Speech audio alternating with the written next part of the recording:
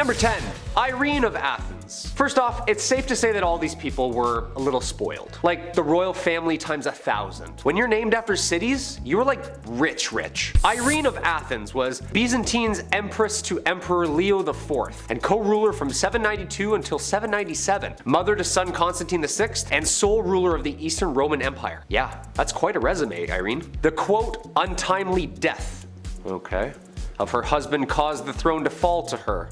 Interesting. Although when Irene's son Constantine was a teen, several revolts tried to make him sole ruler. Mom caught on in 797, and Irene gouged out both of her son's eyes and imprisoned him, dying shortly after. Talk about grounded, dude. Mom's in that unconditional love, huh? A revolt years later overthrew Irene and exiled her to a remote island where Irene died months later. History's dark, huh? She's like, I'm gonna count to 3, and then I'm gonna rip out your eyes. 1, 2... Number 9. Valeria Messalina. Turning the clocks back to 17, you know, the year 17, just 17 AD, a classic. That in 2016, solid years. Metaphorically and literally, ancient Romans paved the way for following civilizations. They achieved some groundbreaking stuff in their time, but the Empress of the Romans at that time, from 17 AD to 48 AD, Valeria Messalina, well, she was too focused on a more lavish business rather than ruling over armies at that time. Many accounts in history can confirm this. Pliny the Elder wrote about it as well, so you know it's the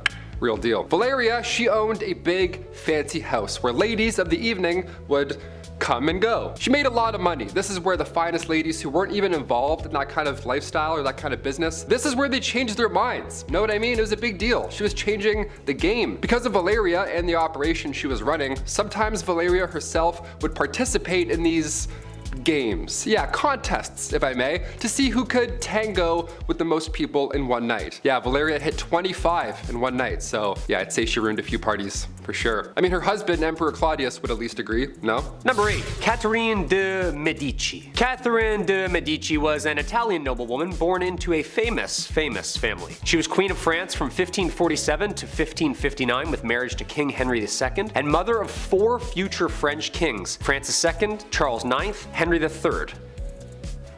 The years during which all her sons reigned have been called the Age of Catherine de Medici, as she has extensive influence in politics in France at the time. Yeah, I'd say so. I mean, she raised those boys. She was like the secret hand making all the decisions, but she was cool and subtle. She's basically the Kris Jenner of her time. She married Henry, second son of King Francis, and after the king took part in some friendly jousting, he was smashed in the face and the splinters took his life days later. Ouch. Catherine then and her frail 15-year-old son were king and queen. When he died, she took power again till her 10-year-old son was ready. After that, he died, same thing for the third son. The age expectancy was abysmal back then. She ruled with her youngest until her illness in her late 40s. Number 7. Queen Ranavalona I, the last queen of Madagascar. Where to begin? Queen Ranavalona, one of the worst in history. She was born in 1788 and she ruled over the kingdom for 33 years. She was cruel, violent, and would often choose violence first in order to preserve independence over the island. She's known as the most ruthless queen in history. After the death of her husband, she just went mad with power. It's pretty sad. In the late 1700s, the king brought peace to the land, but of course there were traditionalists who opposed him, as everywhere that happens. And the king's uncle at one point tried to take him out, but a local warned the king. Okay. The king repaid said local by adopting his daughter being Ranavalona. And now she was set to marry his son, Prince Radama. Now when her prince was alive, they didn't get along, and then come 1810, the king passed away, giving Ranavalona the promotion of a lifetime. It's also theorized, of course, that she, poisoned him, so that's probable and horrible. Ranavalona kept away the advances of the French and the British and left bodies of those who tried to attack out for display on the beach. Yeah, just to give you an idea of how she handled things. Yuck. Number 6. Bloody Mary. England's first female monarch. Mary I ruled for just 5 years. The only surviving child of Henry VIII and Catherine of Aragon. Mary took the throne after the brief reign of her half-brother. They say she was an evil queen, but after doing my homework, yeah, I'd have some chips on my shoulders as well. Married at 9 and 11? Everyone's just yelling at you because you're too young to have kids?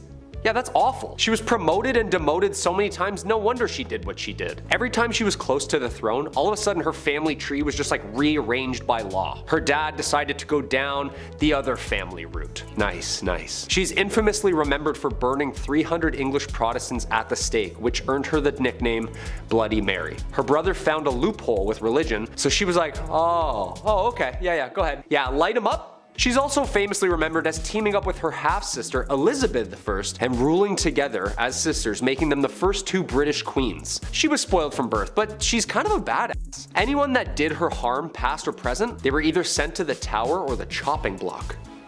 Checkmate. Number 5, Marie Antoinette. So France's queen between 1774 and 1792 was Marie Antoinette, who was, the last queen before the French Revolution. She had quite the reputation for splurging on expensive things and found herself in quite a few scandals. One in particular was the affair of the diamond necklace. So Countess de la Motte, a young lady, pretended to be the queen's friend and entered the French court in 1785. She fooled a high society member into believing that Antoinette loved him. She even hired a buy-selling worker and disguised her as the queen and convinced the man that Marie wanted to purchase a diamond necklace. The jewelry cost around 1,600,000 livres then, which is almost $12 million today. The money was never paid, and the queen had no clue about what had taken place. But even though she was innocent, the public still despised her. Granted, she's mostly known for her infamous dialogue. When French subjects could not afford bread, she said, "Let them eat cake," which fueled the French Revolution and ultimately led to her execution. Number 4, Queen of Castile. So Joanna la Loca was the Queen of Castile from 1504 to 1516, and she suffered from various mental disorders. After her husband passed in 1506, her father buried his body. However, Joanna used to open the tomb and caress her husband's dead body, and ultimately she ordered the body dug out and kissed her husband's feet. Additionally, she would carry his coffin everywhere with her, and actually kept it under her bed. Years later though, she eventually allowed his burial outside her window. Look, I just keep weird dolls under my bed. Number 3, Maria Eleonora of Brandenburg. Maria Eleonora, born on November 11th of 1599, passing eventually on March 28th of 1655, held the title of Queen of Sweden from 1620 to 1632 as the wife of King Gustav II Adolf. Coming from a noble German family, she belonged to the prestigious house of... I'm not even going to try and say that. However, when Maria and Gustav gave birth to a girl with a genetic condition causing excessive hair growth, Maria was deeply shocked. The unexpected appearance of her daughter, combined with societal beauty expectations, pushed Maria to her limits. She considered her daughter ugly and refused to care for what she perceived as a monstrous creature. When Gustav died when Christina was only, this many years old, Maria blamed her for his death. For over a year, Maria subjected Christina to very harsh punishment, confining her to blacked-out, darkened rooms to mourn her father in solitude for very extended periods, even placing her father's open casket in Christina's room and demanding she sleep next to it, which that's way too morbid. Even by my standards. Maria's mental state deteriorated, eventually leading to Christina's removal from her custody. So, thank goodness for Christina. Number 2, Cixi the Dragon Lady. So the story of her rise to power is a remarkable one. Born at a time when Chinese women were politically invisible, this lady managed to acquire enormous political influence by exploiting her position as a royal concubine, engaging in court intrigues and manipulating those around her. By the end of the 1860s, she had become the most powerful individual in China. Her will and her reach even exceeded 2 male emperors, who she frequently bypassed or overruled. Now, she was originally born Lan Kuo in 1835, the daughter of a minor Manchu official, and at age 15 she was selected as a potential concubine for the emperor and relocated to the Forbidden City. She was elevated to the status of concubine officially by age 18, eventually giving birth to the emperor's only son, Zetian, a feat that earned her another promotion in the palace hierarchy.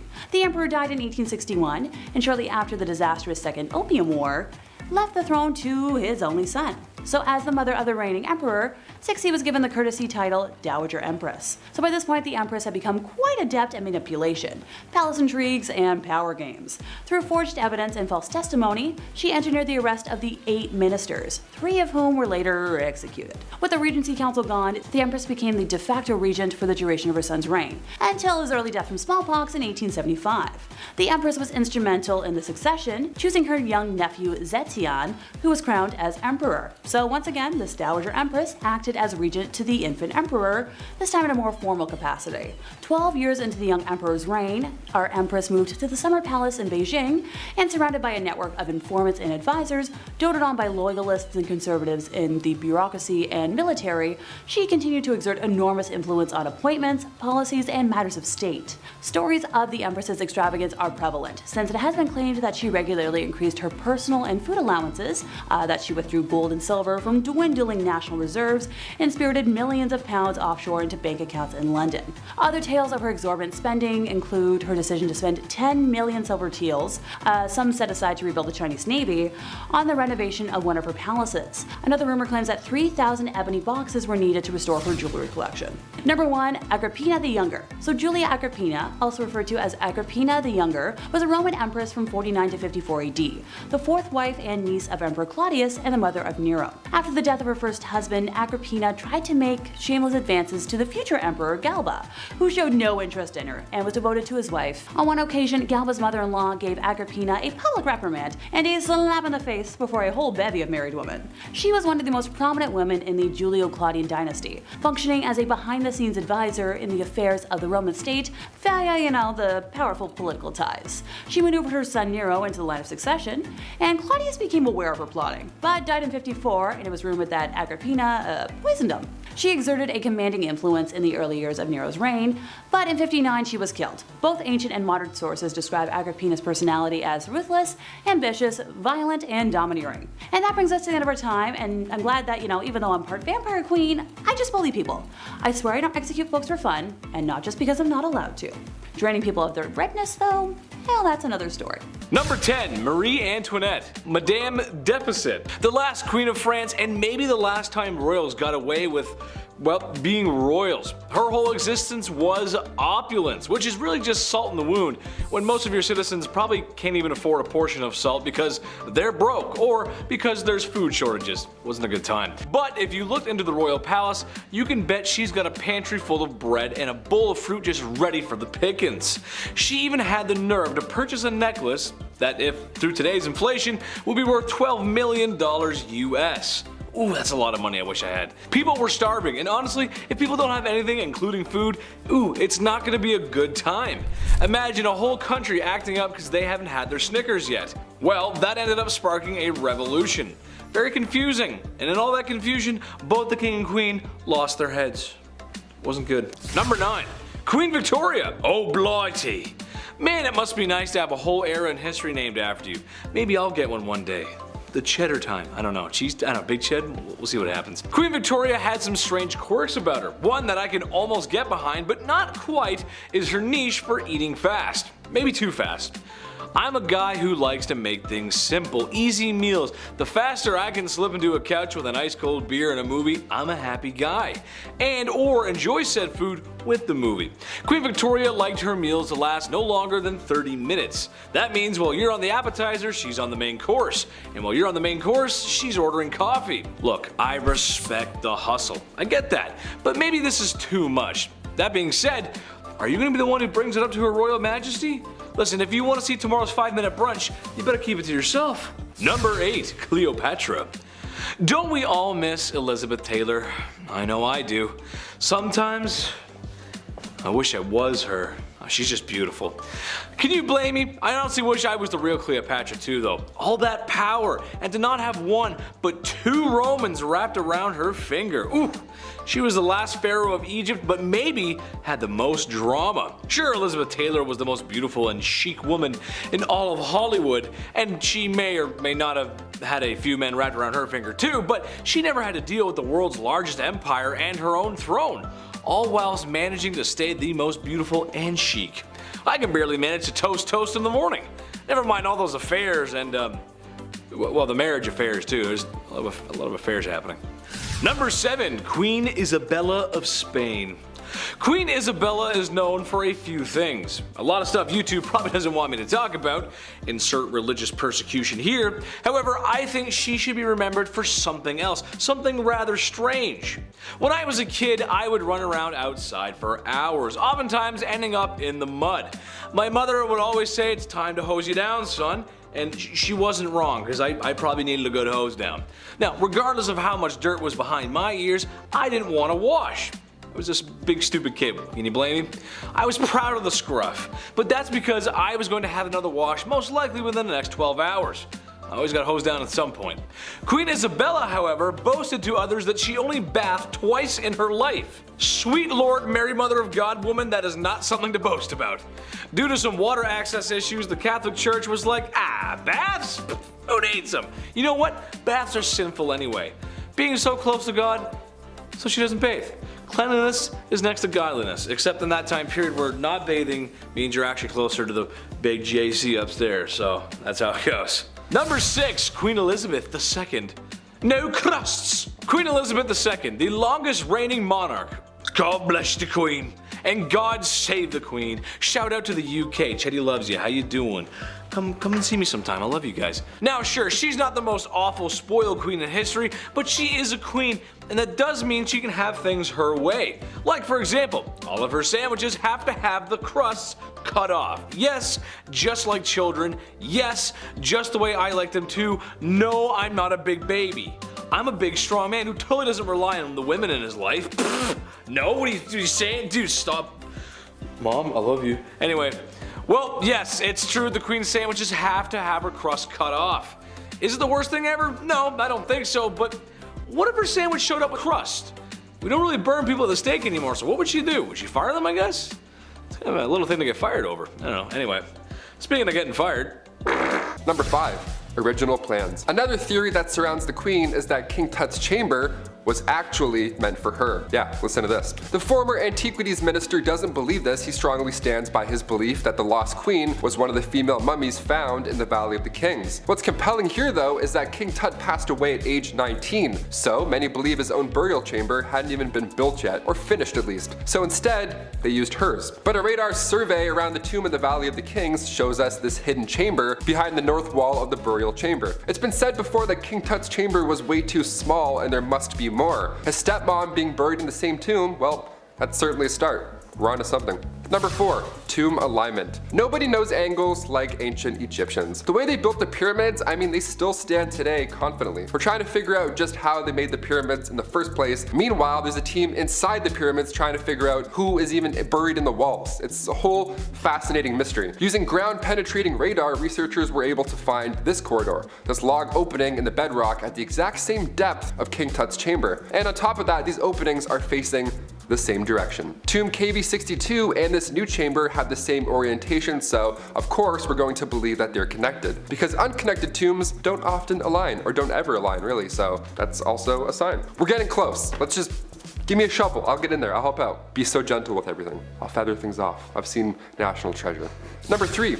Brief ruling. The queen was the stepmother of King Tut. Her daughter was married to King Tut, so there's a handful of Egyptologists that believe that right before King Tut's ruling in the 14th century, there was this really small window where Nefertiti ruled as pharaoh. There's also a great deal of historians that believe Nefertiti was no ruler to her husband, King Akhenaten, but we don't have enough evidence quite yet to really know what happened. Hence why we're doing a mystery video on the long lost queen. Now we get it. The reason we're adamant on finding everything we can is because she literally changed Egyptian religion. Number 2. Her family. The queen's name translates to a beautiful woman has come, and given the fact that we still don't know her parentage, we have to use our national treasure brains here. A beautiful woman has come. Come from where? Well, early Egyptologists believed that Queen Nefertiti came from Syria. Back then, it was Mitanni. Her family roots are still debatable, but there's reason to believe that Nefertiti was actually Egyptian born. In fact, many believe she's related to King Akhenaten. We don't really know. The lost queen did have children of her own. She had 6 daughters, like I mentioned before, 2 of which became queens of Egypt. She may have also been the daughter of A, who at the time was an advisor for the king, and ended up becoming pharaoh after King Tut's death in 1323. So, we have no idea, but we're getting so close. I feel like we're like years away from finding everything we need to know, but also, this last point is pretty interesting. Number 1. Sun god origins. Okay, one of the most interesting facts about all of this was the religious impact that the queen made on ancient Egypt. Both her and King Akhenaten were in a cult. How fascinating is that? They were in the cult of the sun god Aton. In the earliest accounts of the queen, she assisted her husband in a ritual that smited the female enemies of Egypt at the time. There have been a few blocks that have since been recovered from the Theban tombs of the royal butler that depicts the queen wearing her unique blue crown, so definitely her, part of these sun god rituals. So, cut to the end of the king's ruling, the Aton was now Egypt's main god. She made a new god. She convinced everyone to believe in a new god. That's incredible. We can't even decide on who's gonna win America's Got Talent. She's like trading in traditions and religions. That's wild. Number 10. Marie Antoinette. I wonder what it must have been like to be the Queen of France. To sit in a palace and eat all those delicious foods that your cooks can make while the peasants outside struggle to eat and sing about bread for some reason. I don't know, Les Mis reference. It's a life of beauty, balls, and not listening to what the stinky peasants outside have to say. Except that's the very reason why Marie Antoinette was the last queen of France. You can only spend so much time and money on your exuberant lifestyle before the people get fed up. I mean, these people have nothing. It's kind of difficult to control people when they don't even have food at home. They let the queen know how upset they were when they decided to remove her head from her body. Number 9. Bloody Mary, Bloody Mary, Bloody Mary. Sometimes it's just in the name, isn't it? Like Mario, you know that he's an Italian plumber. Or Luigi, you can tell that that's an Italian plumber's brother. And King DDD, King of the DDDs or something. I don't know. Okay, maybe the names don't always give it away, but Bloody Mary does. Most known for her liberal use of the wooden stake and the whole burning folks alive thing. I wish I could tell you it was for barbecue, but it was actually for some more serious religious persecution and reformation. The Catholic Church was hot, but the witches and heretics burning at the stake were hotter. No cap. Number 8, Reina Valona of Madagascar. This one is a new one for me. Didn't know about this, but here we go. So basically, Queen Reina I'm just gonna call her Queen Ravioli because I can't pronounce it. Basically, Queen Ravioli takes over from her past husband. She says to herself, how can I make things better? Oh, I know. How about I become a ruthless, bloodthirsty, unaliving tyrant? Great idea, right? Yes, very not great success. Yes, unfortunately she did many heinous things. Something I found out to be particularly interesting, however, was her destroying the many good things her husband had set up before her. Madagascar had some European intervention, and while it's true that a lot of times that is a bad thing, and yeah, it's a bad thing, and it does bring some bad stuff with it, however, it also brings a lot of good things with it. In Madagascar's case, it was markets, modern schools, trade, and diplomacy with Europe, and that's good. Money's good, you like that. Well, the queen wasn't having any of that, so she reformed. And by that I mean she repressed and unalive people. Number 7, Empress Irene. Kings, queens, emperors, and empresses. Chances are these folks are related. It's a family thing. E mia familia, you know what I mean? It's how it goes when you're the king, and you need a son to continue the lineage. Even though I would like to argue that if you're gone, you're gone. So who really cares who's taken over? Just my opinion. Speaking of eye gouging, oh wait, I didn't mention that before. I made a segue, but okay, that's alright, bad segue. Well, the topic of discussion here is Empress Irene. Basically, her son was taking too much power for himself. She was losing hers, and yada yada, and his eyes were gouged out from 2 guards, ordered by his dear, sweet mother. Can you blame her though? I mean, come on, he was threatening her rule. She worked so hard to get there. The chief was just silent on this one. Chief had no words for that one, guys. No words. Number 6, Fu Hao. Another woman in history married to a man in the stinky patriarchy. Worst! Except Fu Hao didn't want to be wife 57 of 64. She wanted more than that. And to be honest, I think that's fair. You go, girl. Who wants to be wife 57 of 64? Maybe some people in Utah, I don't know. What's maybe slightly more unholy than having that many wives is going on an epic military campaign and raging war in the Shang dynasty. A warrior queen, if you will. We know some of this history based on her tomb, as she was buried with ceremonial weapons, knives, blades, swords, some dogs, some human sacrifices, gold, money, jade, and lots of other valuable goodies. Just makes you want to loot all the stuff in there, doesn't it? I mean, jade's pretty cool. This was a common practice amongst male warriors back then, but you know what? Good for her and all that unaliving. Way to go, sister. I like it. Very nice. Okay. Number 5, toxic eyes. It's no mystery that beauty products today can be filled with all kinds of lovely chemicals that make you look great. And there's tons of products from the past that could be labeled as scandalous. Well, how about putting literal poison in your eyes? Yes, that's right. Back to the women of ye olde Europe. The very same queens with the pale skin wanted eyes that sparkled. How to achieve this? Well, you just put drops of belladonna in your eyes, which, if you didn't know, is poison. Like just straight up poison. It's bad. It would dilute the eyes, and that was considered beautiful. If you think that sounds like it's bad for your health, that's because it is. Long-term exposure to the belladonna drops would lead to blindness. Yeah, kind of a trade-off there. Good looking eyes, go blind later. Yeah, no thanks. Number 4, the neck stretcher. No, that is not a WWE wrestler or finishing move, although it really sounds like one it could be. No, this is something I've always been fascinated with, really. It's just kind of out of this world.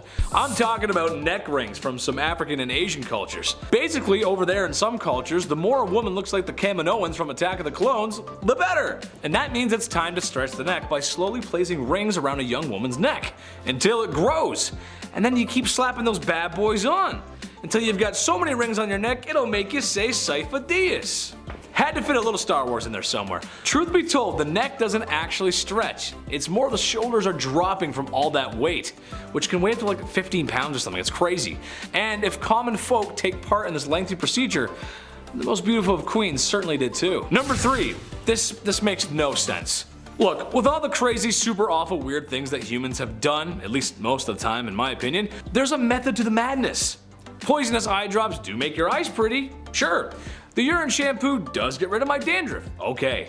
But with this one, I mean, there's just no way. It just doesn't make sense. And I would have no idea how to present this to royalty, especially the Queen of the Nile. Toothpaste made from mice, yes. Just how though? It doesn't make any sense. Like, how is a mouse supposed to make your breath feel fresh over some herbs and nicer smelling things? Basically, you cut the mouse in half, like that's a normal thing to do, and then you put that in your mouth. Also, have you ever tried catching a mouse? That's not easy. Is there a mouse farm? So many questions. To me, it's just a really bad look to have the queen swishing around half a mouse in her mouth like some of Listerine's finest mouthwash. Ugh. Number 2, blondes have more fun. I don't know if that's true or not, but it's a popular hair color, and believe it or not, I used to have natural blonde hair, like super blonde. And then Harambe left this plane of existence and my hair got darker. Cause life got darker. Now all I want to do is listen to MCR in my room and write in my journal about how nobody understands me while MTV plays on the TV my parents bought me in the background. Some people want to go blonde. This was true of royal women in ye olde times. So time to reach for some good old-fashioned hair dye right off the shelf, right? Let's read the ingredients together. Water, well, that's good, okay. I got a water. Lead, well, I got tons of that on my face already, so that's fine. And what is this, sulfur? What? Yeah, that's right, that's sulfur. Imagine slathering that stinky goodness all in your locks. This was something that the highly esteemed Tudor women actually did, or at least tried. I feel like you need a whole truck of this stuff to work. But then again, the smell. That's not how a queen should smell, is it? It's not right now, you shouldn't. It's not. Number 1, the Canary Girls. When Great Britain was at war, the Queen was a symbol of their freedom and democracy. True British strength to keep on carrying on. So the next time the Queen goes to visit a munitions factory to cheer on the women who are working hard day and night for the war effort, she might want to keep her distance. The high explosives used in the artillery shells, famously known as TNT, I'd break down the scientific name, but we all know my track record with reading. I can't. It is a very volatile substance, but not just for the explosive capabilities, but it's also toxic. Yeah, I didn't know this, I learned this. Very similar to the Radium Girls of the same fate. TNT with enough exposure can turn skin and hair a yellowy orange color. Now, we can't have Her Royal Majesty showing up somewhere looking like Big Bird, can we? To avoid being a literal blonde bombshell, perhaps stay away from the factory, Your Royal Highness. Number 10, Mary I. So this is a ruler who could have reserved a place in common history as the first woman ever to be, the Queen of England. Instead, she is mostly remembered as Bloody Mary, a name she acquired because of her staunch and violent opposition to the Reformation. Look, the interwebs don't like the B word, so I had to spell it out. So I'm hoping you figured out what I was trying to say. The most controversial part of her reign was her religious policy. Despite promises a month into her rise to the throne that she would not pursue forced conversion of Protestants, Mary had leading Protestant churchmen imprisoned. She sought to reaffirm papal jurisdiction over England, and when the deal with Rome succeeded, the Heresy Acts were reinstated, which allowed for the burning of heretics. This sent a wave of fear through England, and around 800 Protestant nobles immediately fled the country. I wonder why. In February of 1555, the executions began. Protestant Archbishop Thomas Cranmer was forced to watch the bishops Nicholas Ridley and Hugh Latimer being burned at the stake. Cranmer repented his Protestant faith, and technically, under law, he should have been absolved as a repentant, but Mary refused to accept his absolution and had him burned at the stake as well, just, Set an example, or for funsies. By the end of her terror, Mary had almost 300 people executed, most of them by burning at the stake simply for the crime of being Protestant. Her reign was relatively short, lasting a little over 5 years, since she passed in 1558 from either ovarian cysts or ovarian cancer and was succeeded by Elizabeth I. Number 9, Wu Zetian. Look, I know I said in the title of today that I'd be talking about evil queens, but I support all women's wrongs. And rulers in other countries tend to have different titles to their equivalent of queens. So Wu was born to a relatively wealthy family and had extremely progressive parents, becoming well versed in a wide range of subjects including writing, music, literature, and perhaps most importantly, politics and governmental affairs. By the age of 14, Wu was summoned to the imperial palace to become a concubine of Emperor Taizong. After his passing, the newly anointed Emperor Li Zi, the youngest son of the late emperor, who became Emperor Gaozong, brought Wu to the imperial court to be his own concubine. I'm not going to unpack that. In 654, Wu bore a daughter, but shortly after the birth, it passed, with evidence showing strangulation. So Wu accused Empress Wang of the death, and Wang lost favor with the emperor. The most popular theory is that Wu actually did the act to her own daughter. So thereafter, the emperor conferred with his chancellors and, despite opposition, demoted Wang, having her imprisoned, and promoted Wu to empress. Later on, the emperor considered having Wang released, but Wu had her executed upon hearing this, because, can't have any witnesses. Upon her accession to the throne, Wu began targeting officials who had opposed her rise to power, having them arrested and imprisoned, exiled, forced to take their own lives, or executed. In 664, she accused several officials of witchcraft and had them executed as well, and their families became slaves within the imperial palace. In another incident, she killed her niece with poison, accused 2 others of the death, and executed them. She eventually passed after repeated bouts with illness, so nothing nefarious there. Number 8, Isabella of Castile. So when Isabella was born on the 22nd of April in 1451, there was little chance she would ever become monarch of Castile, as she was very far removed from the direct royal lineage. War, politics, and subterfuge intervened, however, and for many years, the Kingdom of Spain was in turmoil, suffering from civil wars and a lot of chaos. To quell one of the rebellions, the hand of Isabella was promised to the commoner, Pedro Duran Acuna Pacheco, but on his way to her, he suddenly fell ill and, passed. Now, this immensely fortuitous event for Isabella cemented her devotion to her faith, since she didn't exactly want to marry a commoner and prayed for divine intervention. Her marriage to Ferdinand, heir to the thrones of Castile and Aragon, cemented her future power. After the death of the King of Castile, the throne was given to Isabella.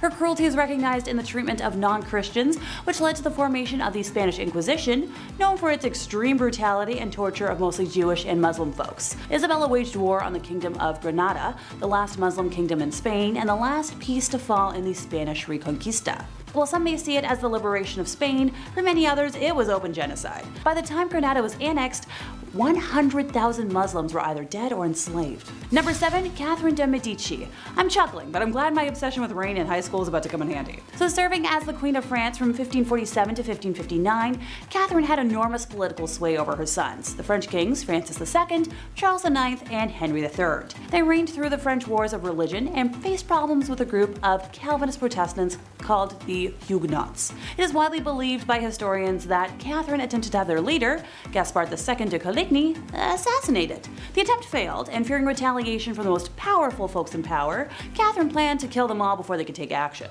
The result was the St. Bartholomew's Day massacre, which resulted in the deaths of between 5,000 to 30,000 Huguenots.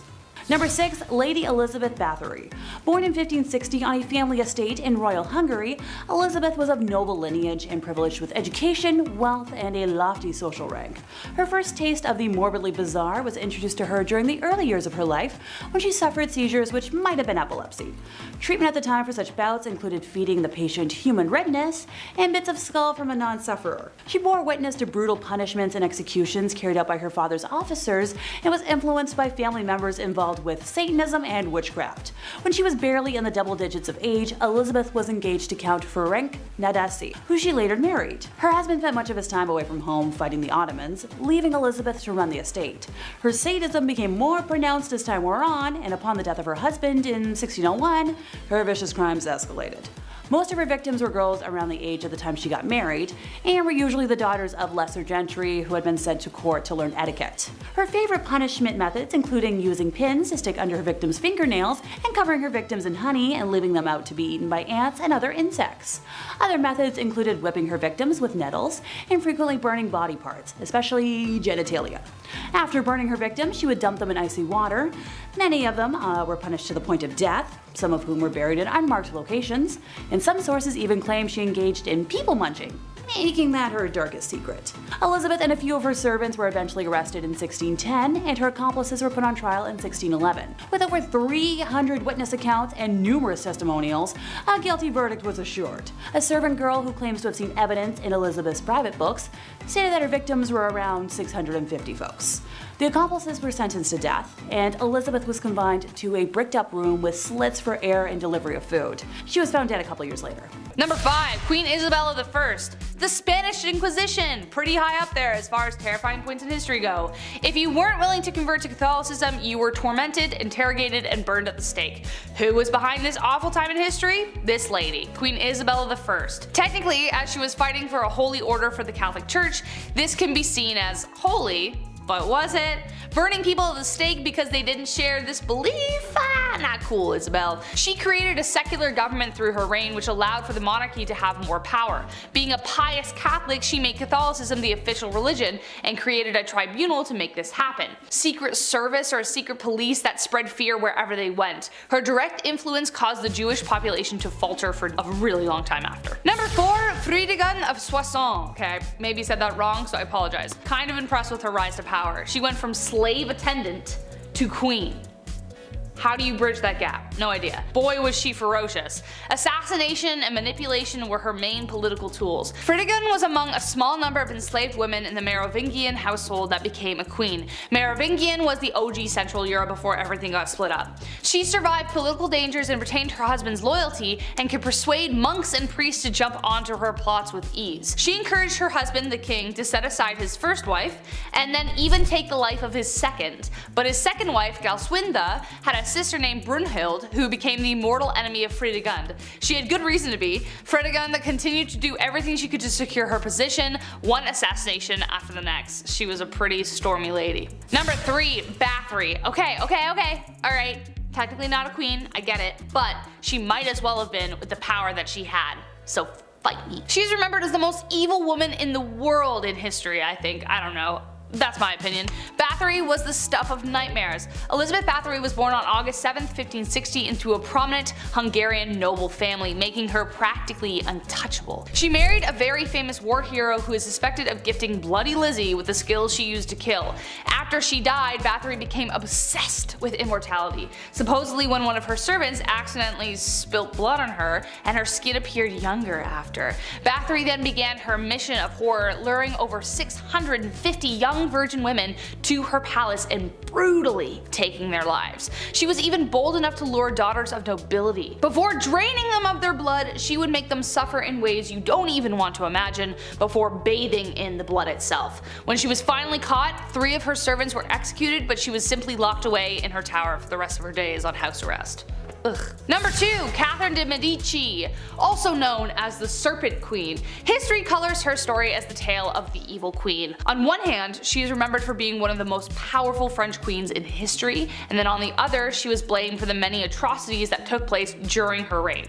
Her regency was marked by the French wars of religion and the many games Catherine played within them.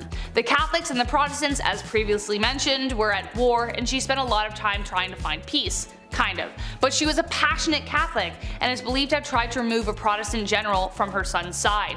When he survived the attack, she lied and convinced her son that the Protestants were responsible, so she scapegoated them. So he authorized taking the lives of their leaders.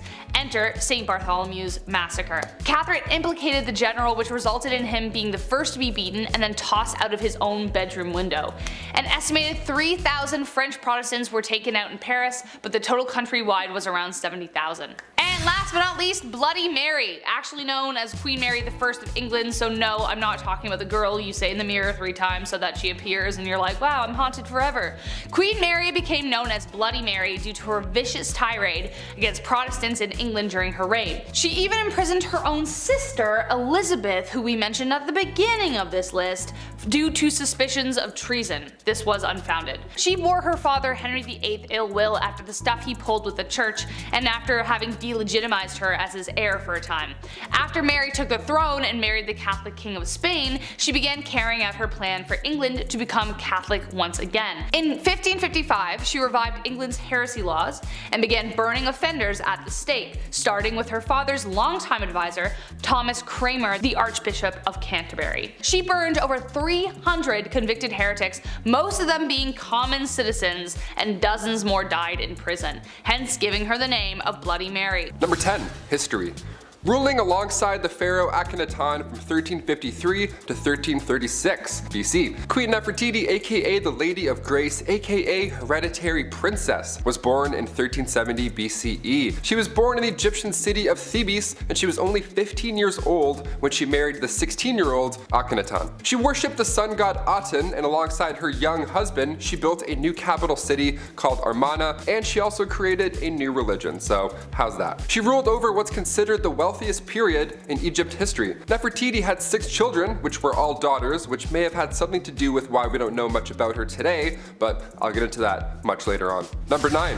Her death. After changing Egypt's religious and political structure, soaring to new heights as a woman in the Egyptian court, the queen just vanished, just like that. And on this video, we're gonna try and figure out what may have happened to her. During the 12th year of the 17 that her husband ruled for, historical records seem to have just wiped out the queen's legacy. She was gone from everything. Many believe that she didn't actually die, but rather she disguised herself and continued to rule. The next in line after Akhenaten's reign was the pharaoh Smenkhare. Was that really Nefertiti in disguise? I hope so. That would be pretty sweet if we proved that and figured that out. I'm really rooting for that. The reason we believe that she may have disguised herself as a man is because of the female pharaoh Hatshepsut, because they ruled with a fake beard in the 15th century. It's known that they had a big traditional fake beard. It's cool. It's like kind of flashy. I kind of want one. I can't grow a beard or a mustache, so I kind of want a fake one myself. Lastly, there's a theory that the reason Nefertiti was banished was because she couldn't produce a male heir. We've gotten closer to uncovering the truth though recently in 2015, when Nicholas Reeves and Mamdouh El-Damadi found what they think is a hidden doorway in King Tut's tomb that contains perhaps the sarcophagus of the lost queen. I'll get into that shortly, but first we need to talk about her modern day origins. Number 8.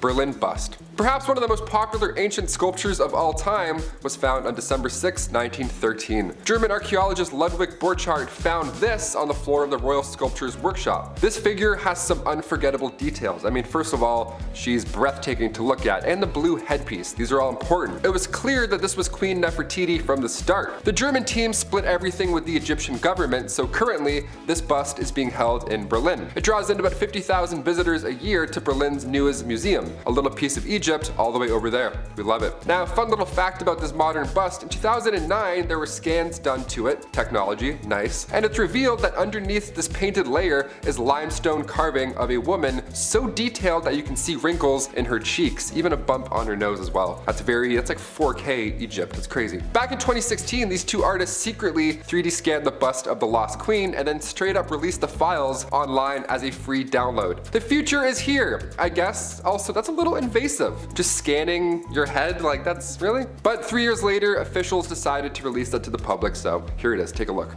The Queen Nefertiti 3D bust, scanned by James Bond secretly. Number 7, Monuments Men. It wasn't always a smooth ride for this specific bust. Sometimes it was a bust. I had to, why not? She spent 11 years in the private residence of Germany's expedition founder, Jacques Simon. Cut to 9 years later, that's when King Tut's tomb was discovered, a totally separate event, unbeknownst to them, connected.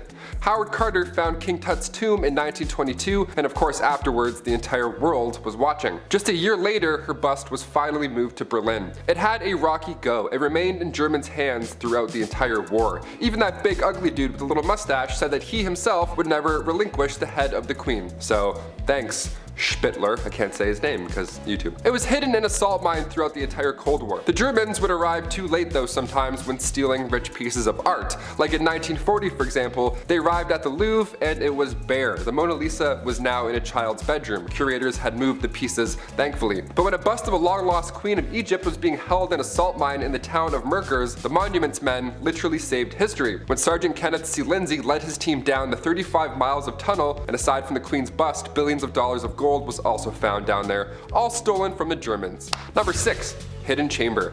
Ancient Egyptian architecture is mind-blowing. Even to this day, we're trying to figure out how exactly everything was built. More and more secrets are coming out of all these hidden tombs. It's fascinating. Technology is for sure a helping hand when it comes to learning about our past queens and kings. And for Queen Nefertiti, her final resting place is now believed to be in a secret chamber in King Tut's tomb. This was years ago. Egypt tourist minister Hisham Zazou said the discovery was like a big bang. And I see no lies. It's perhaps one of the biggest discoveries of the 21st century. After radar tests were conducted, Egyptian officials were 90% sure they found a hidden chamber. And it was also full of treasures, so that's neat. And also, we're onto something.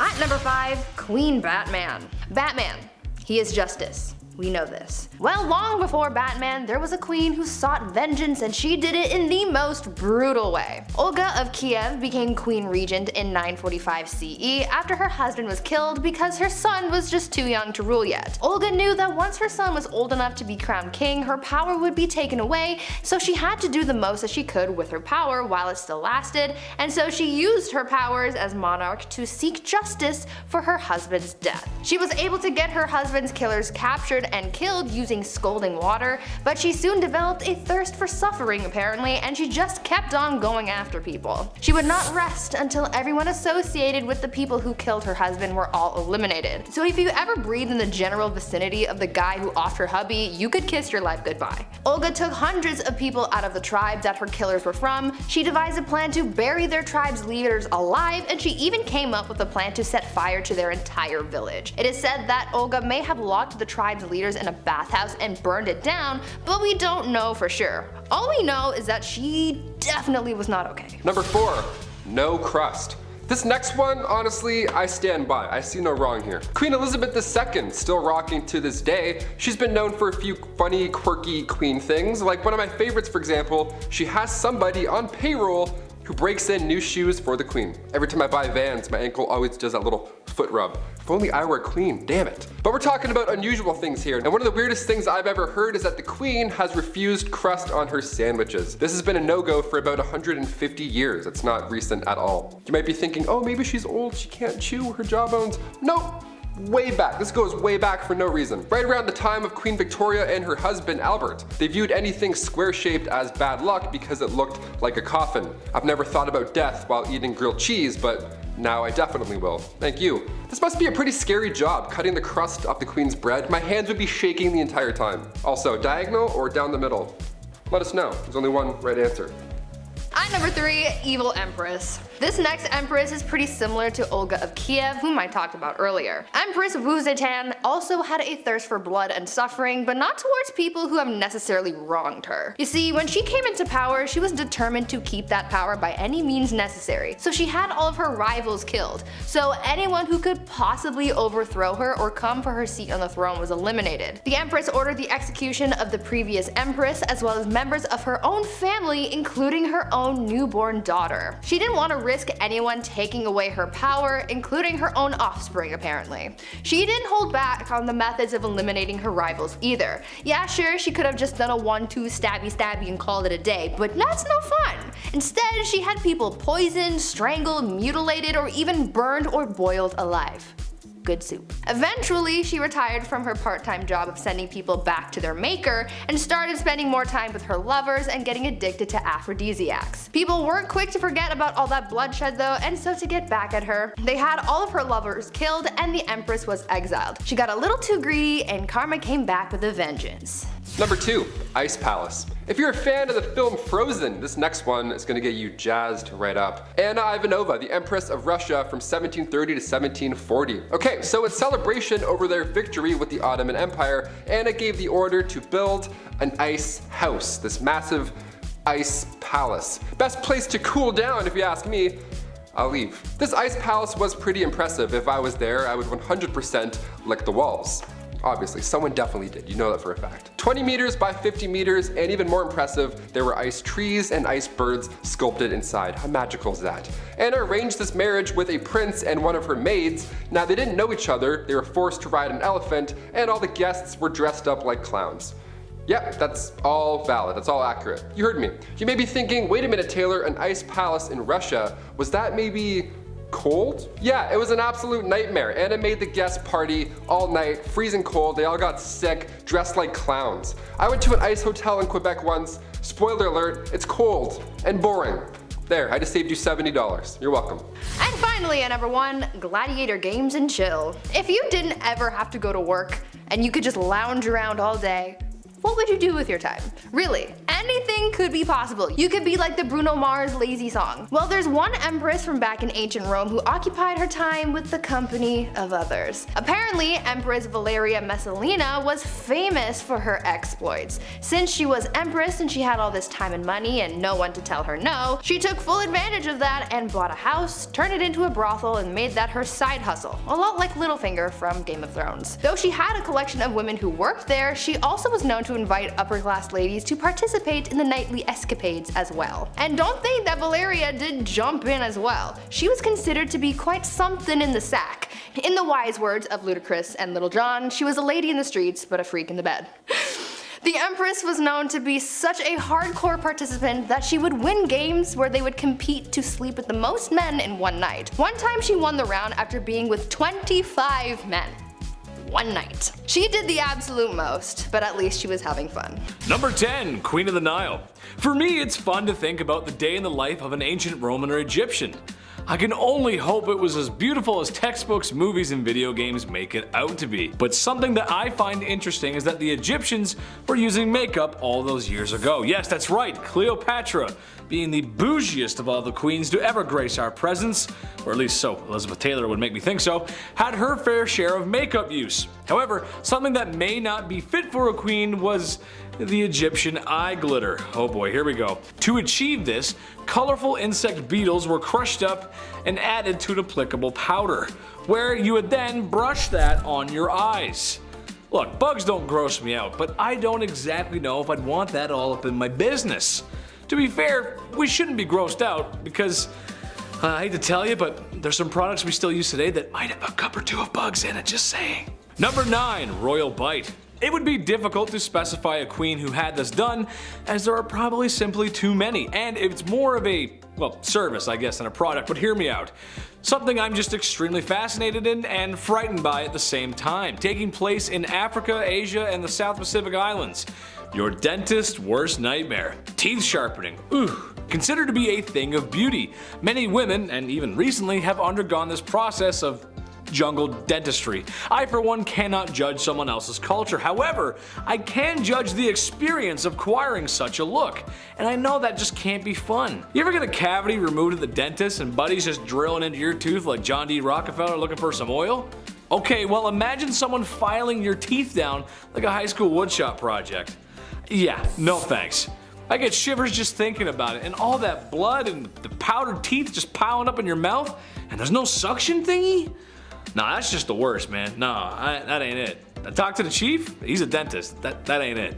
Number 8, shampoo. What's better than having a hot shower after a long day and just rinsing off the woes of the day? Honestly, it's one of my favorite things. For me, a nice hair wash feels good with my favorite shampoo, and because I'm a guy, my body wash, shampoo, and conditioner are all the same product. It's what we do. However, queens of the Inca civilization had more lucrative beauty products, to say the least. I say product because this was a process. What am I talking about? Fermented urine. What else, of course? Yes, that's right, the Incas' favorite way to combat those dry scalps was the forbidden lemonade. That's just gross, don't drink that. They would have clay pots filled with the golden broth, and then it was cast aside to really let those flavors come together. Or at least I think that's what's happening, that's something a chef would say. Anyway, once it reached the desired level of fermentation, it was then used to clean hair. Oh man, what a way to make a queen stay fresh. Just, message to the Incas, just stick to soap, man, don't do that. Imagine just like having it it feels so good. Oh, it smells great. I love this. This is fantastic. This is so great. I love this. Number 7, foundation. Sometimes all a girl or a queen needs is a little foundation. After all, who doesn't want to have a gorgeous glowing complexion? Especially if you're a queen. The royalty of ye olde Europe felt the same way, except their products were a little different than to what a queen would have today. Some products are hard to pitch and market, but this would be even hard to market in a Super Bowl commercial. The queens of ye olde Europe fell into a trend of having pale skin. So, to achieve this mixture, it was a mixture of lead and vinegar to coat the face that gave the desired pale look. That just sounds awful. Talk about scandalous. Our queen's makeup makes her smell like she's been working away in a lead mine all day. Naturally, this couldn't have been pleasant, but a girl's gotta do what a girl's gotta do. Beauty is pain, and sometimes it's really stinky. Number 6, cowboy action. Okay, not exactly a queen, but pretty close. Hear me out, guys. Sarah Winchester was the widow and the heiress of the Winchester rifle fortune. This included $20 million and 50% of shares of the company. Man, I wish that was me. And in case you didn't know, the Winchester Rifle Company was responsible for making guns good when a lot just weren't. And that model of rifle unfortunately took a lot of lives. So it's said that the Winchester mansion was haunted by the ghosts of the poor souls who found themselves at the business end of a repeater. Sarah allegedly was missing a few cards from the deck. All 6s and 9s, just a little crazy. So in her craziness, it's fair to say she spent some time with a Winchester rifle or two, which is quite a scandalous product for a queen who thinks she's seeing ghosts. Plus, women back then, besides Annie Oakley, weren't supposed to handle things like that because it was the 1800s and men were just really mean and stinky, and come on guys, give her a break. Ain't a woman can't shoot a gun. What are you talking about? Number 5, diamond scandals. Queen Mary wasn't the only queen with sticky fingers, it seems. The affair of the diamond necklace has sparked many conversations. France's queen from 1774 to 1792 was Marie Antoinette, and if that name sounds familiar to you, it's because she was the last queen before the French Revolution.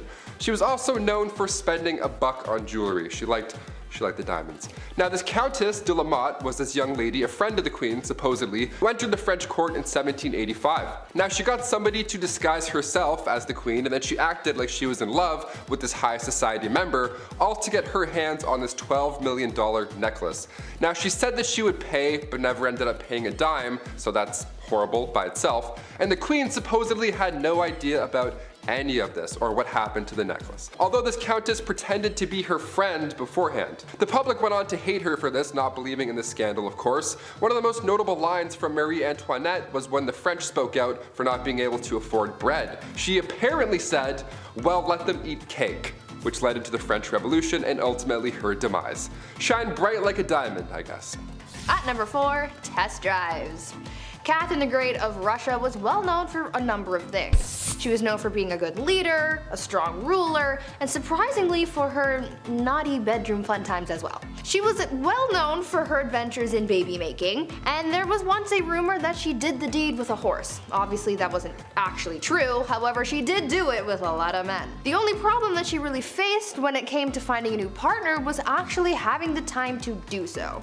I mean, it's not like she could swipe through Tinder while sitting on her throne, right? What was most important to her was finding a new lover who was skilled in the sack, and she didn't really want to waste time on testing these guys out, so she had someone else do it for her. Catherine had a friend take her potential partner out on a test drive, so to speak, so that she wasn't wasting her time on someone who couldn't meet her standards. Remember, she is a very busy woman. It is said that on a couple of occasions, Catherine's tester friend was caught in bed with Catherine's partner again well after the Empress was with him, and that made things a little complicated, but I imagine that they got past that.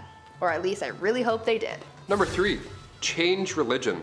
Ruling alongside the pharaoh Akhenaton from 1353 to 1336, Queen Nefertiti, aka Lady of Grace, aka the Lost Queen of Egypt, was only 15 years old when she married 16-year-old Akhenaton. Now, alongside her new young husband, she built an entirely new capital city called Amarna and ruled over what's now considered the wealthiest period in ancient Egyptian history. But when it comes to spoiled queens, or rather queens who could do anything they believe with their power, we have to mention the queen that changed Egypt Egypt's religion. Both her and her co-ruler were in a cult, the cult of the sun god Aten. In the earliest accounts of the queen, she assisted her husband in a ritual that smited the female enemies of Egypt at the time, and there have been a few blocks that have since been recovered from the Theban tombs of the royal butler that depicts the queen wearing her unique blue crown, part of these sun god rituals. So now cut to the end of the king's ruling, the Aten was now Egypt's main god. Some queens change laws, others change religion. At number 2, fake village. Imagine being so privileged and so disconnected from the world that you pretend to be poor for fun. Well, that's pretty much what Marie Antoinette did. This French queen was known for her lavish and opulent lifestyle, and that's really the only life that she knew. Apparently, living the life of a rich queen started to get a little boring for her, and she wanted to find an escape, and so she got her people to build a fake village for her so that she could pretend to be a commoner. This fake village included 11 cottages, a lake, a watermill, a working dairy, a windmill, a barn, and other quote-unquote peasant buildings. Maria apparently loved this little peasant village, and she would bring other people to enjoy it too. When she brought her guests to the village, she expected them to yes-and their way through the day and really immerse themselves into their role of a common person. She would even tell her ladies to ditch the ball gowns and wear something simple to blend in. Marie even took her kids to the fake village to teach them about farming. Even though she loved her pretend peasant lifestyle, it still didn't help her bond with the real common people, and it certainly didn't save her from the guillotine. And finally, coming in at our number 1 spot, surprise entrance. The last true pharaoh of Egypt, Cleopatra VII, ruled from 69 to 30 BC. She's known mainly for her love interests, of course, her two mans, Mark Antony and Julius Caesar. And to this day, we're still trying to uncover more dazzling details of the lost queen. Now, she ruled alongside her young brother, and her life was much more than being just beautiful, which is what everyone seems to focus on more than anything. Both children were assigned to the throne, Cleopatra being 18 and little bro being 10 years old. So Cleopatra, being a little older, therefore a little wiser, became the ruler. A couple of years passed, and eventually Cleopatra was pushed out of Alexandria over her greed for power, classic, but her little brother, equally a co-ruler, had her driven out. He was jealous, and honestly, I'm the youngest in my family, I kinda get it. But Cleopatra wasn't quite done yet. She had a few tricks up her sleeve. Believing she was the goddess Isis, reborn, this beautiful goddess, Cleopatra made these dazzling entrances whenever she could. Most notably in 48 BC, right when Caesar arrived in Alexandria during that family feud with Ptolemy VIII. She wanted to meet the Roman general, but she couldn't be seen because there was a little bit of family beef, so she had herself wrapped up in a linen sack and then personally delivered to Caesar's bedroom. Hashtag your order has arrived. Surprise.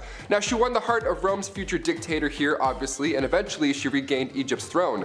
Her brother wasn't too fond of this alliance, and in the following battle, he drowned in the Nile River, resulting in Cleopatra's return. Kicking off the list at number 10, the Empress of Austria. The saying wrong place at the wrong time couldn't be used more in this case.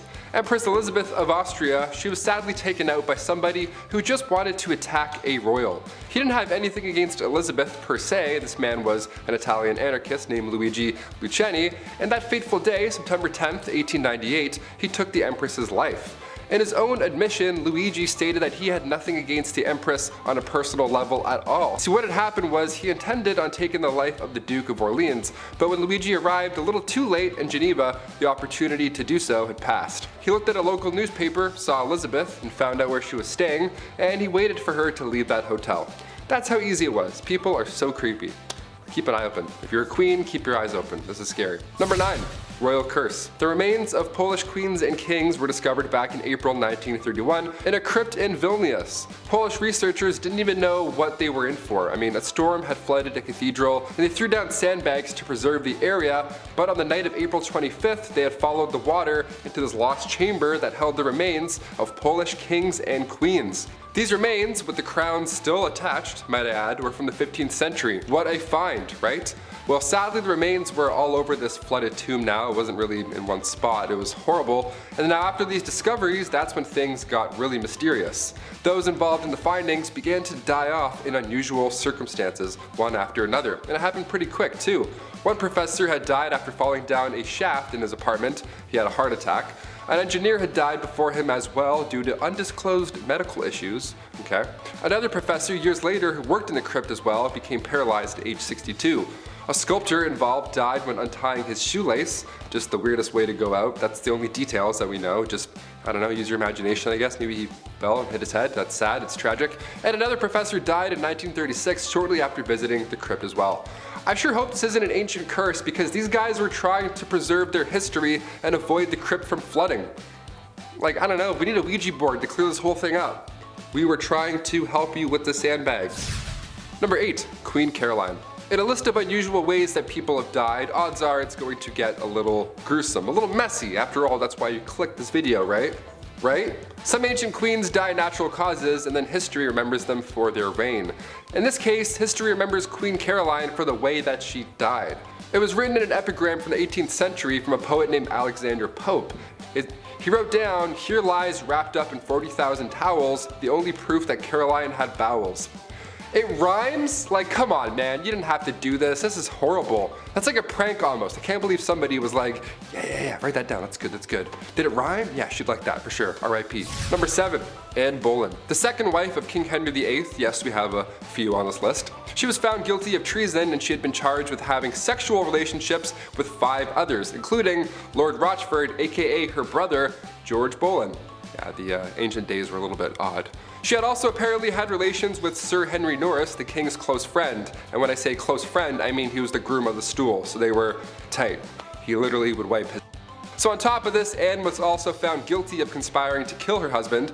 Now, it's since been proven that these crimes were a bunch of rubbish, basically. Anne wasn't even present when these events went down. She was still recovering from the birth of her daughter, future Elizabeth I, so there's no way in hell she was fooling around with the groom of the stool in October 1533. All 5 guys involved were executed on Tower Hill in May 1536, and then 2 days later, Anne joked about her little neck before being taken out with a sword as well. There wasn't even a coffin for her burial. Somebody had to go and get an old elm chest from the Tower Armory.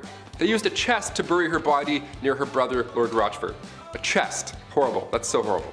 Number 6, Mary Queen of Scots. If you're a murderino, this one's pretty juicy. Listen up. Back in 1565, Mary was determined to take the throne for herself. When Mary was just 6 days old, her father, King James V, had passed away, so she ascended to the throne. She was about to marry the King of France in 1558, but he passed away, so she returned to Scotland as the country's monarch. Her next plan was to marry her cousin, Lord Darnley, so now if something were to happen to Elizabeth, Mary would be yet again lined up for the throne. That cousin ended up dying in a random explosion, and then years later, in 1568, Queen Elizabeth had welcomed Mary after she fled to England. So Mary was close, but now what? Well, Elizabeth had found out that Mary was involved in English Catholic and Spanish plots to overthrow her, so she was then placed on house arrest. Fair, more than fair, more than fair. Cut to 19 years later, 1586, a letter had emerged revealing that Mary was involved in a plot to have her cousin, Queen Elizabeth I, killed. She was then sentenced to death and her head was taken off for treason. History is dark, my friends. Even if you're family, shit gets crazy. Number 5, Empress Agrippina. Continuing on from 48 AD, the next leading lady in charge of ancient Rome was Julia Agrippina. And right off the bat, she was already spoiled. Yeah, she lived a lavish life. Her husband was the emperor, of course she did. She had a family, but still, that somehow all wasn't enough for Empress Agrippina. And she wanted more. Julia was quite ambitious and she spent most of her early life trying to dethrone her predecessors, of course, as one would. She believed that her and her son had a claim to the Roman throne by birthright, so she lied her way into royalty by tricking her uncle Claudius into changing Roman law just so they could get married. Yeah, love it. Gotta change the rules, I guess. We can do that? Okay. Suddenly though, after they got married and she became empress, suddenly, just out of the blue, oh no, Claudius passed away. Crazy. Most people think Julia had something to do with it. That's likely the case. The Empress and her son Nero went on to rule Rome from 49 to 54 CE. Julia stayed by her son's side for as long as she could so she could, hold on to that little bit of power, but eventually Nero got tired of his mom talking over his shoulders. He's like, you know what? No, you go to your room. How does that sound? Nero then had her forced out of said power, and Julia, as you could imagine, was furious because power was the one thing in the world she desired the most. And so she rallied a group of supporters to try and, overthrow the power, but plans backfired and she was expelled instead. Yeah, I'm watching a lot of Survivor right now. In Survivor, we call that a blind side, Jeff. Here we go. I'm so sorry. I'm sorry, Ptolemy, I had to. Number 4. Diane de Poitiers. Diane de Poitiers was a French noblewoman. She held power and influence as King Henry II's royal mistress and advisor until his death. And at the tender age of 15, Diane was married to Louise de Breze, the much older and grandson to the King of France. They had 2 daughters, Francois and Louise. After his death, she took interest in another very powerful man, her childhood crush, friend, and the new king. Uh-oh. Henry married to Catherine de Medici. Wait, like that? Catherine? Yeah. Oh yeah, talk about a bizarre love triangle of power. After he got clocked in the face and died in a jousting accident like I said before, Diane adopted the habit of wearing black and white for the rest of her life. Queen Catherine de Medici soon assumed control though, restricting her access to the royal chambers from Henry's deathbed and not even allowing her at the royal funeral. I mean, she's a married woman. Wives and their husbands' mistresses. Copying her style, stealing her man and her crown, she was exiled, comfortably. Like early rich retirement. Spoiled. What do you think? Number 3. Princess Margaret. Princess Leia wasn't the only rebel, okay? Princess Margaret, I have to mention, she partied with rock stars during the 60s, okay? I'm not gonna leave her out of this list. The Queen's younger sister was known as the rebel princess. She was seen for years and years as this badass, I guess, in the media, whatever. She passed away in 2002, but even to this day, we're trying to piece together her love life. Yeah, Pablo Picasso actually wanted to marry the princess. How fun is that? Also, I didn't realize how recent Pablo Picasso died. That was alarming. That was a wake-up call. Guess my whole life's a lie. Sick. Hit that thumbs up button if you also agree that Pablo's more recent. Insane. Her wedding was the first to be aired on TV, okay? She was a big deal. The first televised royal wedding took place on May 6, 1960. Now, in 1968, word had spread that the princess had an affair with nightclub pianist Robin Douglas Home, who just a year and a half later sadly took his own life. And then come 1973, paparazzi got photos of her with a landscape gardener on her private island. Ooh la la. Big zoom on that one. One of the more unusual facts surrounding Princess Margaret was that she was cremated. Yeah, she had chosen to break tradition so that her ashes could be shared in the same tomb as her father. Yeah, how dare her decide what she wants to do with her body post-death.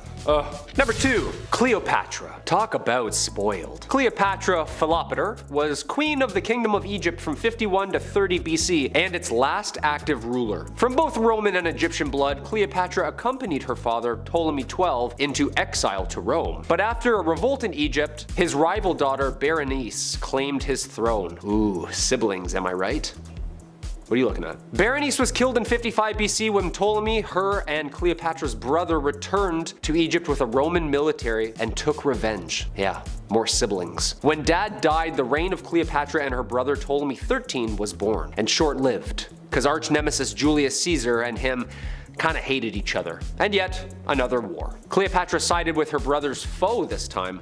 Yeah, lots of switching sides back and forth, huh? Not a lot of loyalty in these families. I don't know. Eventually she cheated on him with Mark Antony, resulting in yet another war. After Antony was defeated, it led her love to take his own life out of shame and guilt. When Cleopatra found out about this, she poisoned herself, following him into the afterlife. Yeah, that's loyalty. That's true love. The OG Romeo and Juliet. Also, Shakespeare does a wonderful show around the affairs and power of these two. Eternity was in our lips and in our eyes. Antony, Act 1, Scene 1. That's beautiful.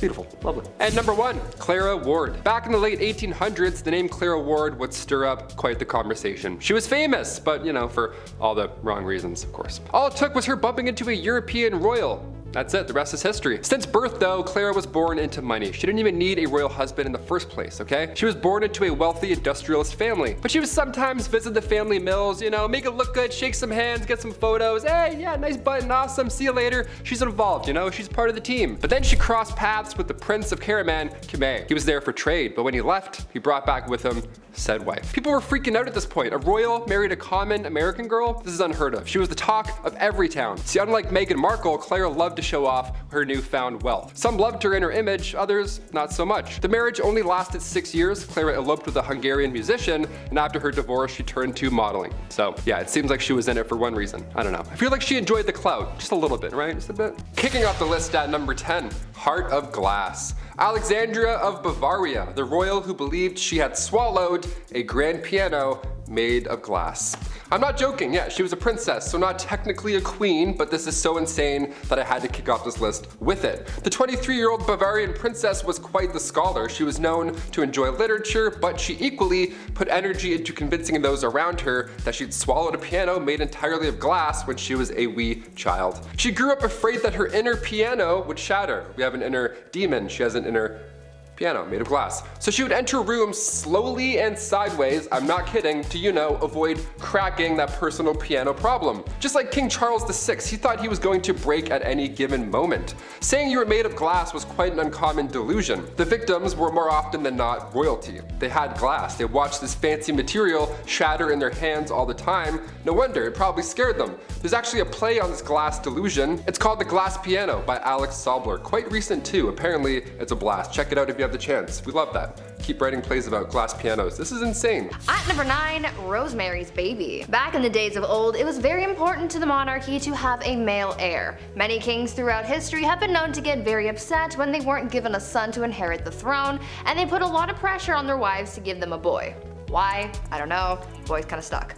Anyway, this probably drove a lot of people crazy, but there's at least one confirmed case of crazy baby fever from Maria Eleonora. She kept trying to have a baby, but when she finally got pregnant, everyone was hoping for a boy.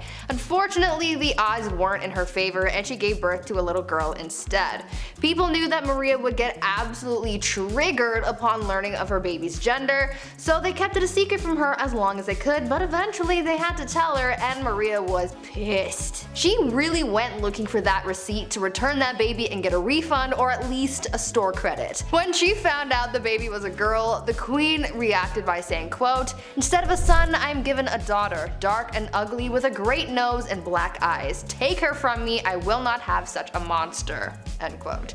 Like, damn, tell her how you really feel. After that, mysterious things started happening to this baby, like a wooden beam mysteriously falling into the baby's crib and somehow accidentally falling down the stairs. Even the nurse once dropped the poor kid onto the stone floor. Like, I get it, you're disappointed, but that's still your kid, and a lot of people aren't given that privilege, so be grateful for your spawn. Number 8. Dirty talk. Going back to the 15th century to Queen Isabella of Spain, now it's not uncommon for queens to brag, be it about their wealth, status, their mans, you name it. But to brag that you've only bathed twice in your life, that's a bit odd. What's the deal with this? Okay, well, back in 537 AD, Rome had 11 aqueducts that ran over about 1,000 public fountains, okay? Over 900 bathhouses included. It was quite important, but when invading Goths cut them off, the Catholic Church literally had no idea how to fix the problem. So instead, they just told everybody that bathing was a sin only practiced by pagans. So at one point in history, you could have ran a bath, thrown in a bath bomb, relaxed for an hour, got out, and then immediately you're a sinner. Worst of the worst too. How dare you having a bath on Monday afternoon, you monster, you pagan monster. The Old Spice guy would have rocked their world. At number 7, Mother Knows Best. I think after hearing about these queens who've done some dark things to get their way, you would think that it's safe to say you don't mess with a woman and her plight for power. Unless you want to end up 6 feet under, that is. One Roman empress, Julia Agrippina of Rome, was pretty spoiled already. She lived a lavish life, her husband was the emperor, and she had a family. But that just wasn't enough for her, and she wanted it all. Julia was quite ambitious, and she spent most of her early life trying to dethrone her predecessors. She believed that she and her son had a claim to the Roman throne by birthright, and so she bamboozled her way into royalty by tricking her uncle Claudius into changing Roman law so that they could get married. Ew. Suddenly though, after they got married and she became empress, Claudius died, and most people think that Julia had something to do with it. That's likely the case. She and her son Nero went on to rule Rome from 49 to 54 CE. Julia stayed by her son's side for as long as she could so that she could hold on to her power, but eventually Nero got tired of his mother manipulating him and he had her forced out of power. Julia, as you could imagine, was furious because power was the one thing in the world that she desired most, and so she rallied a group of supporters to try and overthrow her son, but the plans backfired and she was expelled instead. talk about ambition getting the best of you. Number 6. We are family. The last queen of Madagascar. Queen Rana Valona was one of the worst. She was born in 1788 and she ruled over the kingdom for 33 years. She was so cruel and violent that she would often choose violence first in order to preserve independence over the island. She's known as the most ruthless queen in history. After the death of her husband, she just went mad with that new power. In the late 1700s, her king brought peace to the land, but of course there were traditionalists who opposed him. The king's uncle at one point tried to take him out, but a local warned the king. That king repaid the local by adopting his daughter, Rana Valona, to marry his son, Prince Radama. Now, when her prince was alive, they didn't get along at all. And then come 1810, the king passed away, giving Ranilova the promotion of a lifetime. It's also theorized that she poisoned him too, so that's horrible. Ranilova kept away the advances of the French and the British and left bodies of those who tried to attack out for display on the beach. Lovely, like bobbleheads. In 1845, Queen Rana Valona ordered 50,000 subjects to build roads across the jungle for 4 months straight for this massive buffalo hunt. Well, 10,000 of those poor souls died of starvation and exhaustion, and also not one buffalo was hunted, nor seen. Great plan. Number 5, Empress Irene. Mother dearest. Most people have fond memories of their mothers. Maybe you should call her. I'm just saying. Mother's Day happened. You should call her. Empress Irene was a woman who wanted power. Honestly, who doesn't? We've all got a little bit of Sith in us. Yes. Her son, who had naturally inherited some of her power, was growing stronger by the day. Now, maybe it was ego. Maybe it was envy. Maybe her son just took down her live, laugh, love signs. I'm not sure.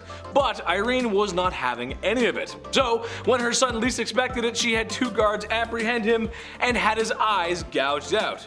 Now, being that this was before 2022, this was a critical medical injury, and after 9 days of grueling pain, and when I'm sure it was a lot of blind confusion, the injury proved to be fatal. So, what's the lesson here? Blood is not as thick as water? I don't really know, it's just messed up. Number 4, Queen of Castile. Life can be tough sometimes, especially when we lose the ones we love the most. Everybody deals with things differently. The Queen of Castile is a person who deals with that, well, very differently. People passing on was no rare occurrence back in those days. There's 1,000 reasons on how you could wind up 6 feet under. When the Queen of Castile's husband passed away from the disease of the month, she was devastated. Rightfully so, that's rough.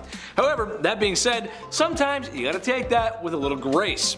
For days she would not leave her husband's side, even after he was a cold cadaver.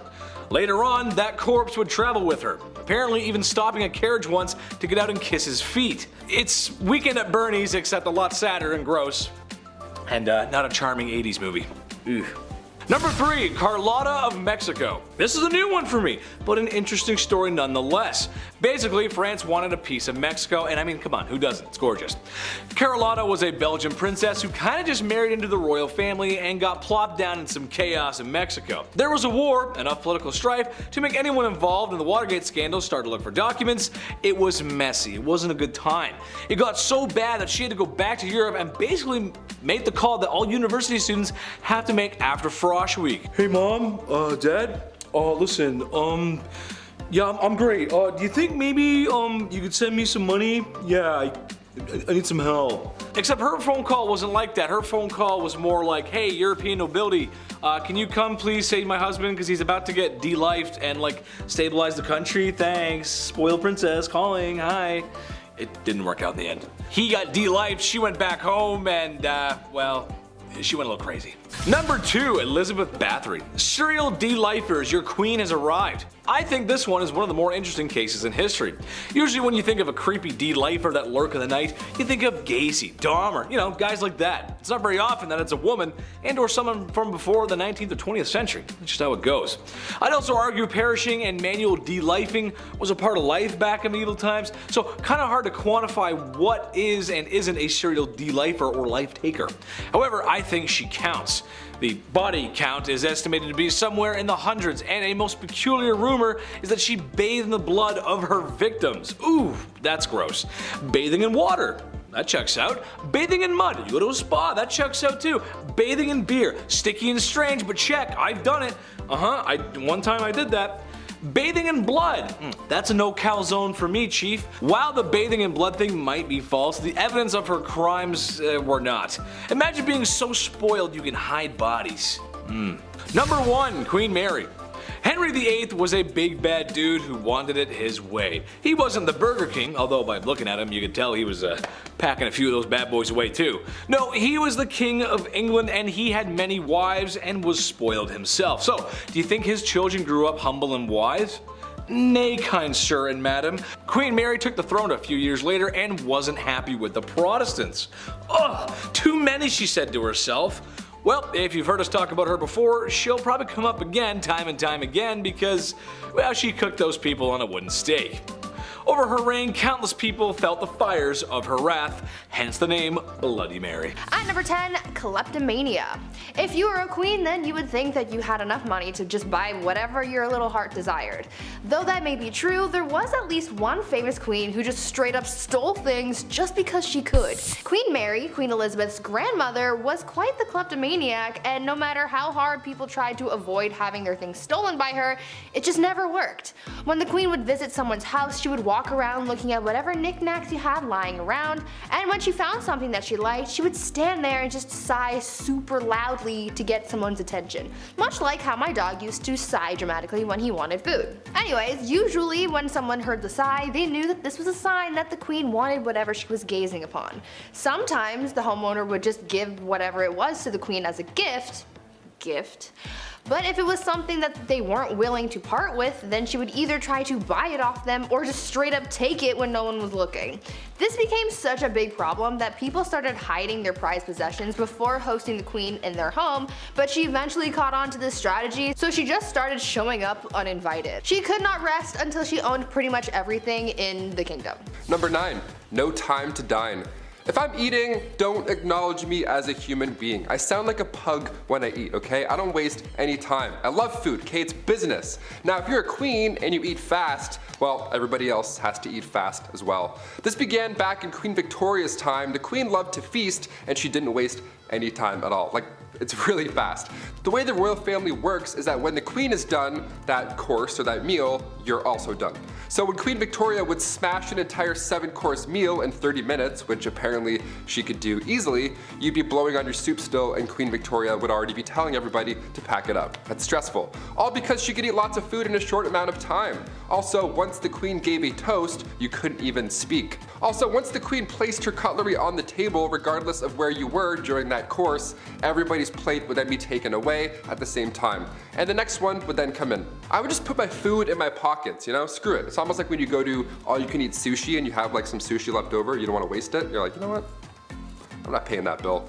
At number 8, cross-dressing. Empress Elisabeth was quite the character, I guess you could say. Since she was a monarch, she could do whatever she wanted, and that is exactly what she did. You see, she was quite into fashion, more specifically men's fashion. The Empress believed that she just had legs for days, like Naomi Campbell, and she wanted to show them off to the world, but the only problem with that was the fact that back then, pants were reserved for men, and so since she wore dresses all the time, no one got to see her godly legs. Well, to combat that, Elizabeth came up with a solution. She was known to hold huge parties where everyone had to cross-dress. She only did this so that it would give her an excuse to wear pants. And I mean, she could have if she just wanted to wear them on a regular day, but she didn't want to be the only woman in men's clothing, so she made everyone else dress up too. At these parties, no one looked good or really enjoyed themselves for that matter.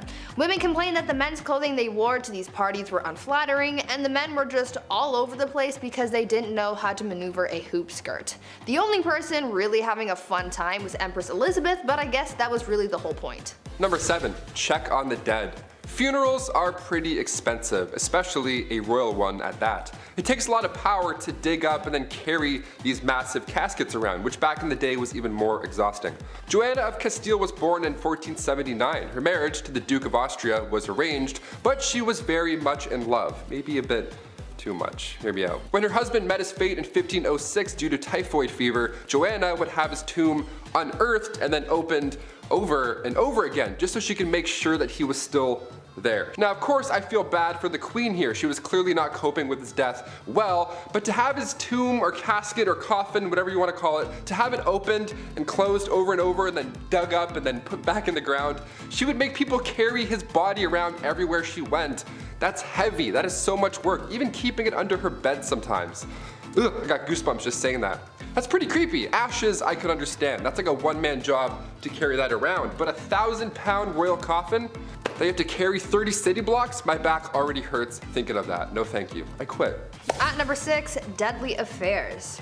Dating is hard. If you've ever been on dating apps like Tinder or Bumble, then you know that things aren't as easy as it may seem when it comes to finding someone that you remotely like. Maybe we should take a page out of Queen Nzinga's book when it comes to dating, because it seemed like she had fun with her escapades.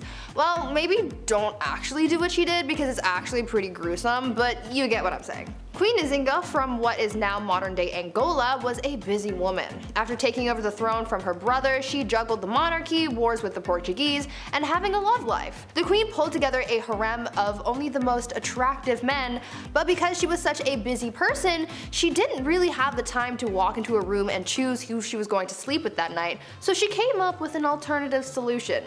Nzinga would have 2 members of her harem fight each other to the death every night, and whoever won got to sleep with the queen. Solid plan, right? Well, the winner wasn't really all that lucky for too long, because she would have the winner executed the following day. Number 5, Tamiris. Honestly, every time I face her in Civilization 6, it just ends badly. I'll spend a few turns building my economy or maybe organizing some troops, and I look back over at her cities and she's already amassed a massive army and is ahead in science.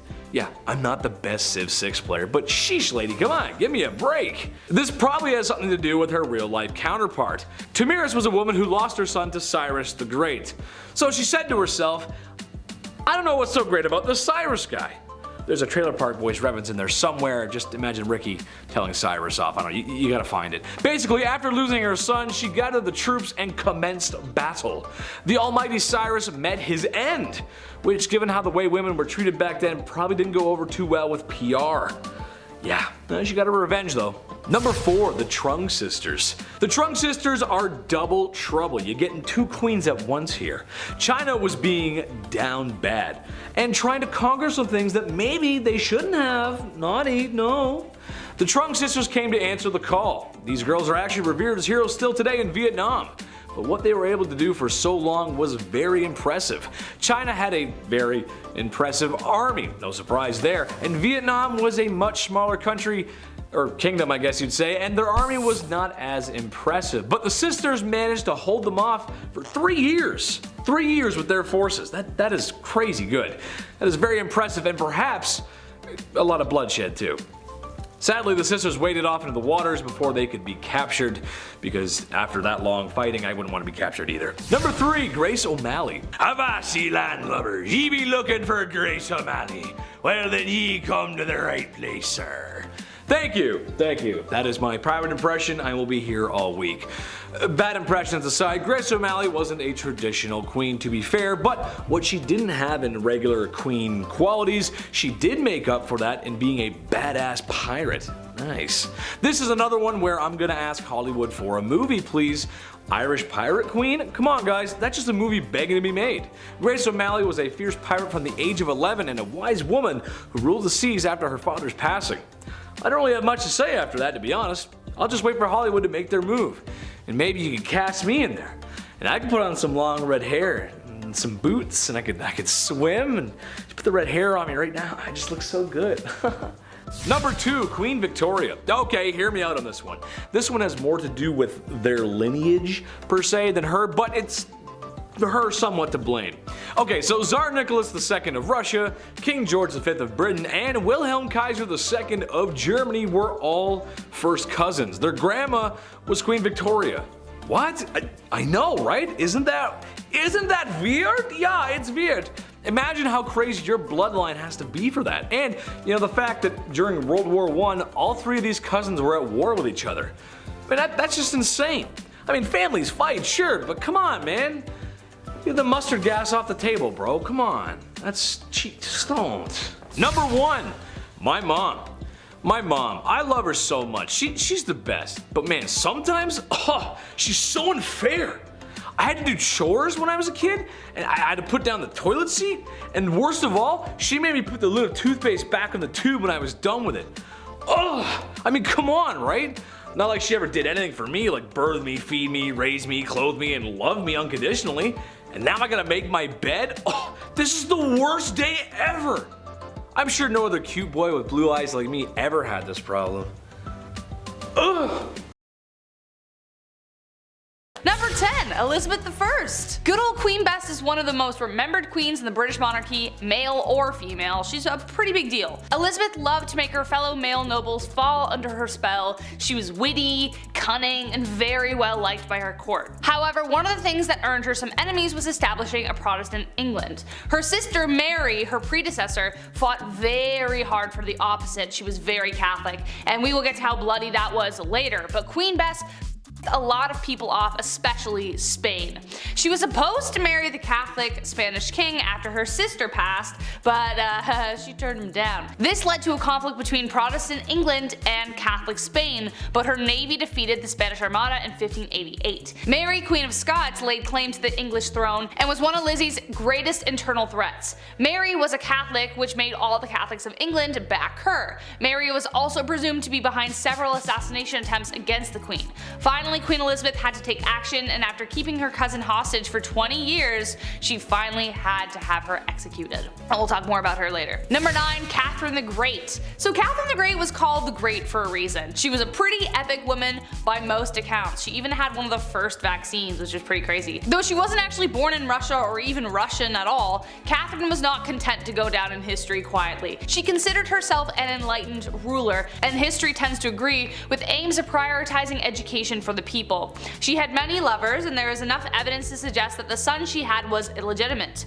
Peter III of Russia was hardly the man Catherine intended on marrying, and later planned a coup against him, which resulted in her position of power. However, the coup did turn bloody when on July 17th, Peter died under mysterious circumstances. There isn't proof that she was directly involved or even knew about it, but it cast a dark shadow over her reign for the rest of the time. Number 8, Grace O'Malley. We've got enough traditional royalty on this list that we definitely need to spice it up. Enter Grace O'Malley, the Pirate Queen of Ireland. Pirate Queen! What a title. Definitely considered unholy behavior, Grace abandoned the traditions of women of the time and fled to the sea. There, she took on the waves and perils of Davy Jones' locker with a legendary ferocity. She was born into the clan O'Malley around 1530, around the time of Henry VIII's rule over England and Ireland. Clan O'Malley was a notorious seafaring clan and ruled the southern shore of Clew Bay, Achilleland, and most of the barony of Murrisk for over 300 years. Grace was really well educated and could even converse fully in Latin, Spanish, Scottish, Gaelic, and French. She was not one to be refused, and after spending years fighting the British, she finally met Queen Bess, and not only did she speak Latin to her, but she refused to bow, as she was considered a queen herself by that point. Number 7, Mary, Queen of Scots. I told you I was gonna bring her up.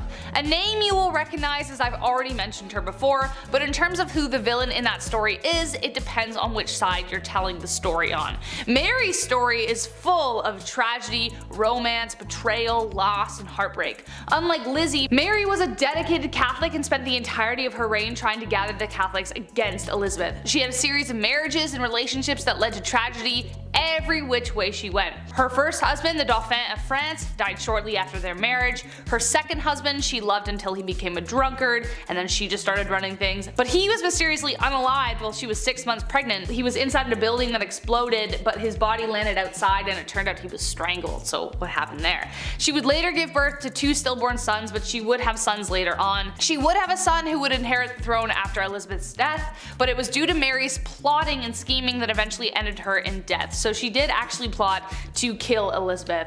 So that's a pretty unholy deed, I would say. Number 6, Princess Olga of Kiev. Okay, wow, this woman. One saint you definitely don't want to mess with. Despite being a saint, Princess Olga of Kiev was actually pretty sinful. She was one of the most vicious and vengeful rulers in the history of Kievan Rus, which would later become Russia, Ukraine, and Belarus. Olga took center stage after her husband died and made sure she would never be forgotten. Her husband died in a very gruesome way by the enemies that we're going to talk about in a second. When the people who viciously unalived her husband tried to persuade her to marry their leader, they sent 20 men.